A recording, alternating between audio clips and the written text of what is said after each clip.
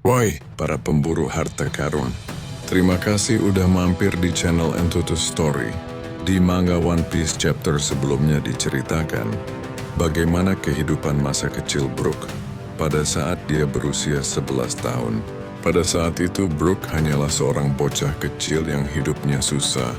Tinggal di tempat pembuangan sampah, cuma bisa makan katak atau belalang yang ia temukan. Sampai akhirnya dia bertemu dengan Pangeran Ruffin, yang saat itu Ruffin sedang belusukan. Kemudian ikatan pertemanan terjalin di antara mereka. Kemudian tragedi terjadi. Brook tertangkap basah oleh angkatan laut saat sedang mencuri bumbu kari dari kapal mereka. Kemudian Brook disiksa oleh para marinir. Dan saat sebelum hidupnya hampir berakhir, dia diselamatkan oleh Ruffin dan prajurit kerajaan Esperia. Lalu seperti apa kisah hidup Brook setelah tinggal di istana kerajaan Esperia?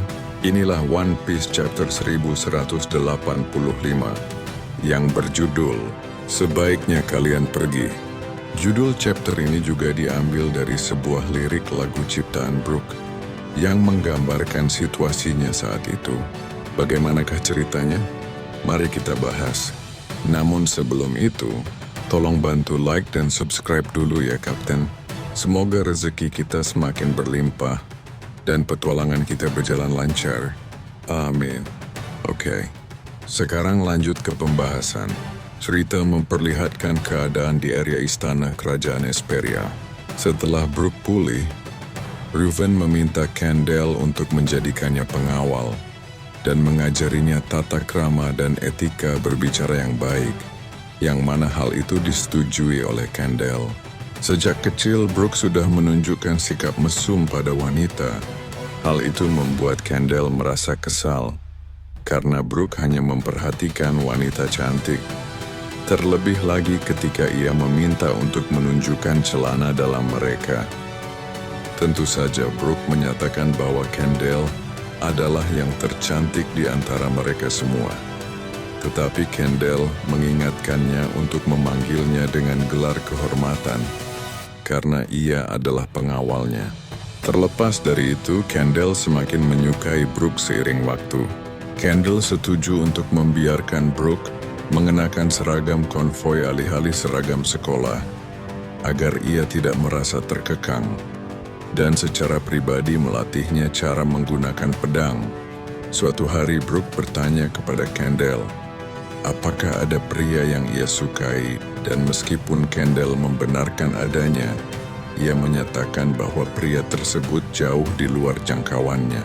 Itulah mengapa ia berlatih keras, mengasah ilmu pedangnya, agar bisa tetap berada di sisinya.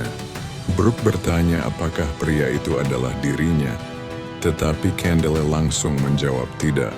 Brook kemudian bertanya, apakah kau juga mengenakan pakaian dalam pria, karena penampilanmu terlihat lebih maskulin? Tetapi Candle meyakinkannya bahwa dia mengenakan pakaian dalam wanita, yang kemudian Brook memintanya untuk menunjukkannya dengan sopan, namun malah dipukul oleh Candle.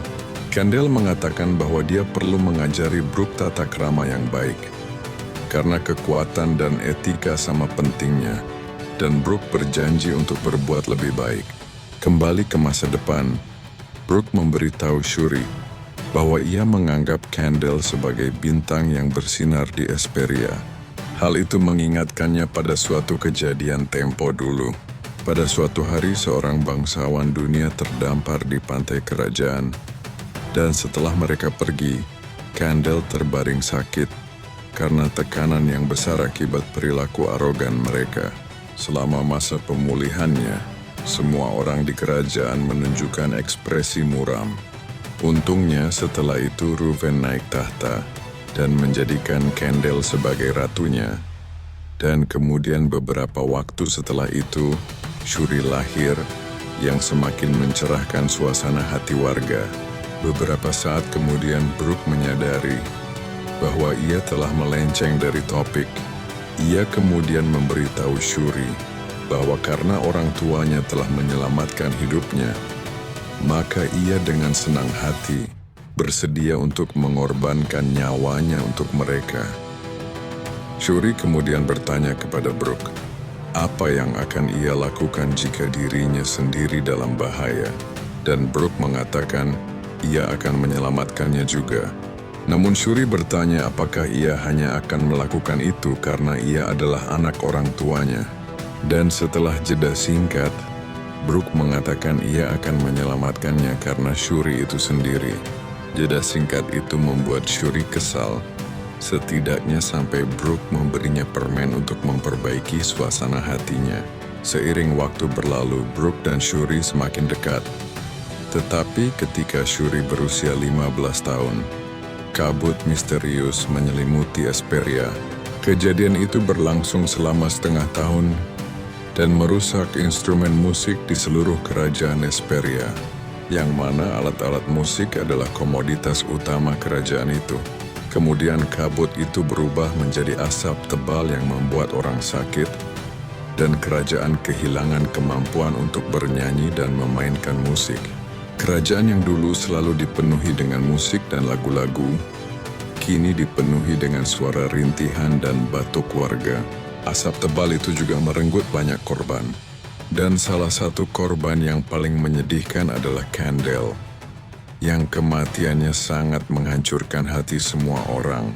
Lebih buruk lagi, tanpa musik, kerajaan tidak lagi mampu membayar upeti surgawi kepada bangsawan dunia.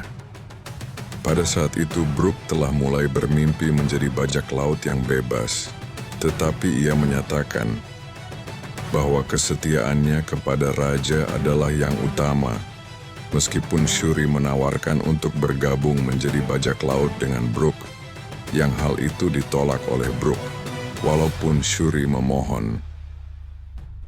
Karena kerajaan tidak lagi mampu membayar upeti, para bangsawan dunia menuntut 1.000 budak sebagai kompensasi, yang hal itu ditolak mentah-mentah oleh Reuven. Bagi Reuven, nasib seperti itu lebih buruk daripada kematian. Semua warga mulai panik karena mereka semua yakin kalau mereka akan mati. Tetapi Brook mencoba membangkitkan semangat mereka dengan musiknya, yang sedikit berhasil menghibur mereka. Akhirnya, pemerintah dunia menyerang Esperia, dan Brook berusaha sekuat tenaga untuk melawan balik. Meskipun Brook tahu kalau ia kalah jumlah, Brook tetap berperang dengan gigih menebas semua musuh yang ditemuinya. Sampai kemudian, dia mengetahui bahwa musuh telah menerobos masuk ke kastil. Brook tidak bisa membiarkan hal itu terjadi.